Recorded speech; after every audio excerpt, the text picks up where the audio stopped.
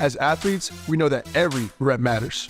Every time we step on the field, we're putting in the effort to bring home a win for the Gators. And just like every rep matters, every Florida Victorious contribution matters too. With Florida Victorious, your commitment can make a real difference in our ability to compete and win. Every contribution is a way of showing your support for us. As community leaders. As ambassadors for Gator Nation. So whether you're contributing a little or a lot, every bit counts. Every commitment takes us one step closer to victory. Together. Together. Together. Let's do this together. Every rep. Every membership. Support the Gators and join Florida Victorious today. Go Gators.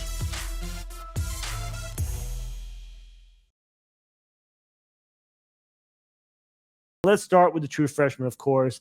Andy Jean, Eugene Wilson, Aidan Mizell got in the Wilson got in that rotation on first and second team pretty early. And here in the first week of practice, we've been talking about all offseason, of course, but these young wide receivers getting a chance now for everyone to see. And I think it's apparent now that these guys are going to play some meaningful snaps. And for Wilson, he didn't go through spring and started fall camp limited and still out there making things happen.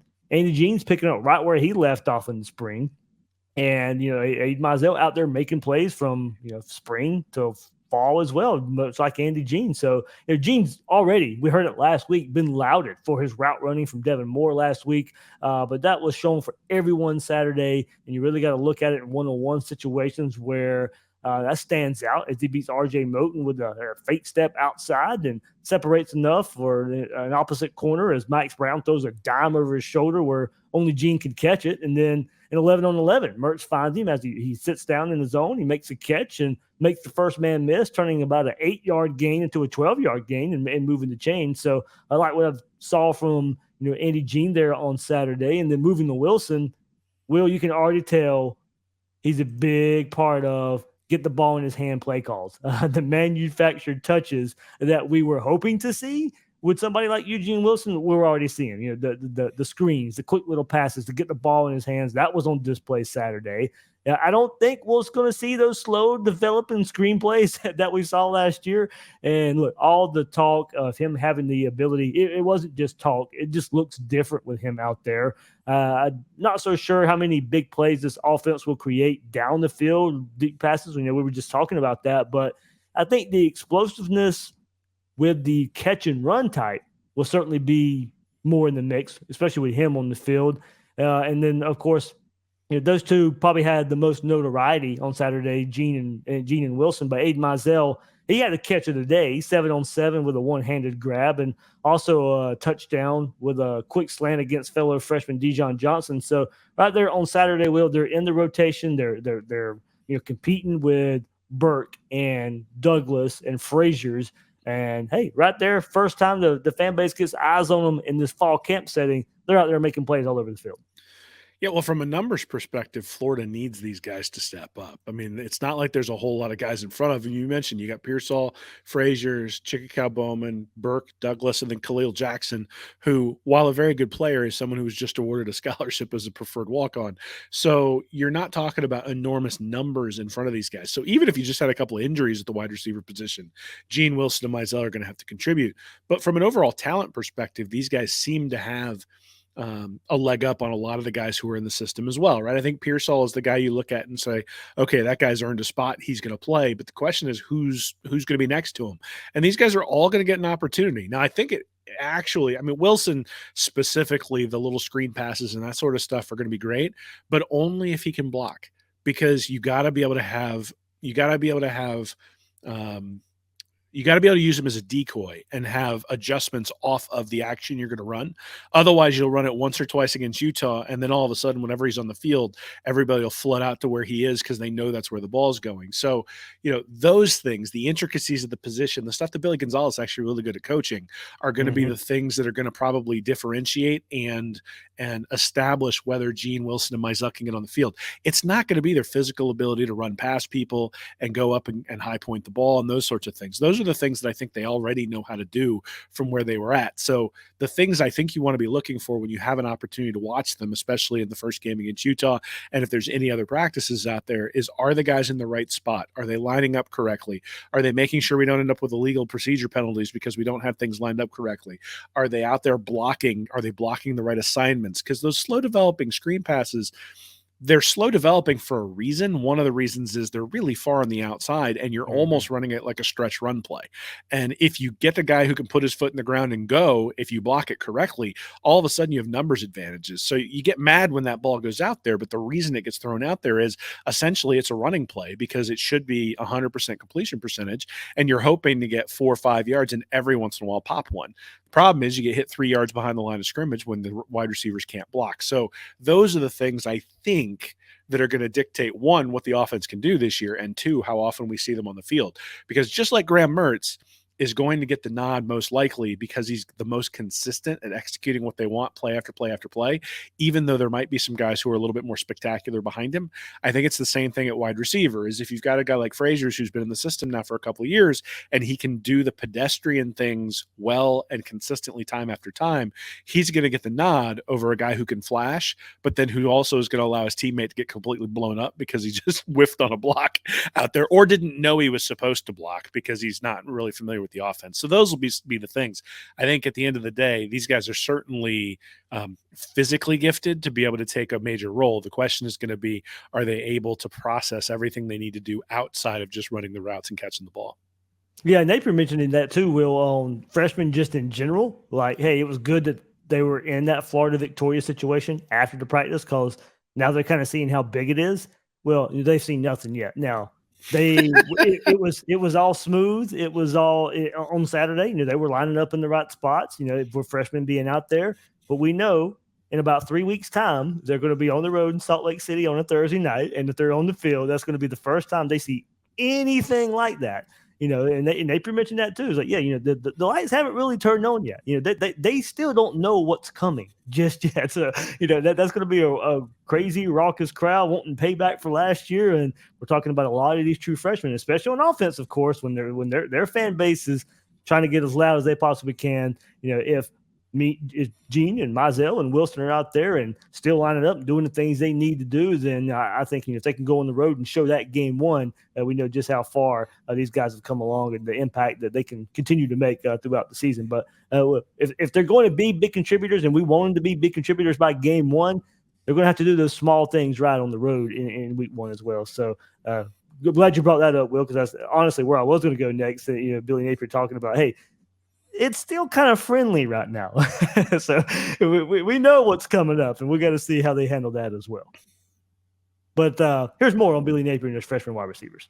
They're all, I think, extremely fast. I think that always helps, right? So documented speed, I think Andy and Aidan and Trey, all three, are verified fast. And I think it's receiver is still a very skilled position, so it's one thing to be fast. It's another thing to play fast, right? So there's a mental component here relative to my assignment, my technique, my adjustment to the coverage, whether it's steps or depth or landmarks on the field.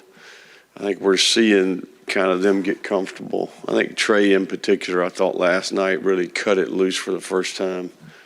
He's kind of had a soft tissue issue to start camp.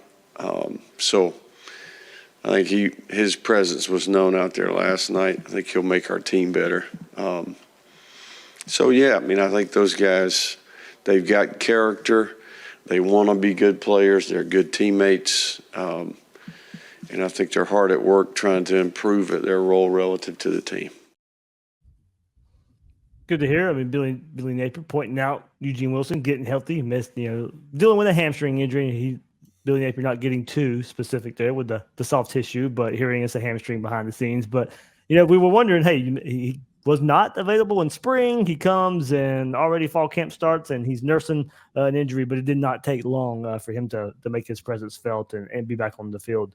Or be out there on the field running routes and being involved in 11-on-11, not just the training and stuff off to the side there. So glad to have Wilson on board after what we saw from Mizell and Gene in the spring, and an exciting group. Will, I mean, I know on the surface, if you were a rival fan base and listening to us, you can't say, well, we're talking about 3 true freshmen here. I think inside we feel really good about it.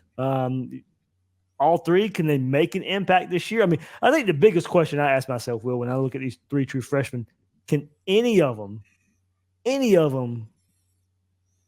be anywhere close to the impact Antonio Callaway had as a true freshman? I mean, that was one, in at least recent history for us Gator fans, that's the true freshman that you point to. I'll say, all right, if any true freshman come in here, that's what we want to replicate. That's what we want to look at. And, and Will Greer was quarterback that year, of course. And look, it's not like Will Greer was going out there and throwing for 300 yards every game. It was still a somewhat average passing game, but you knew you had a go-to receiver. You knew you had a receiver that you needed to get the ball in his hands.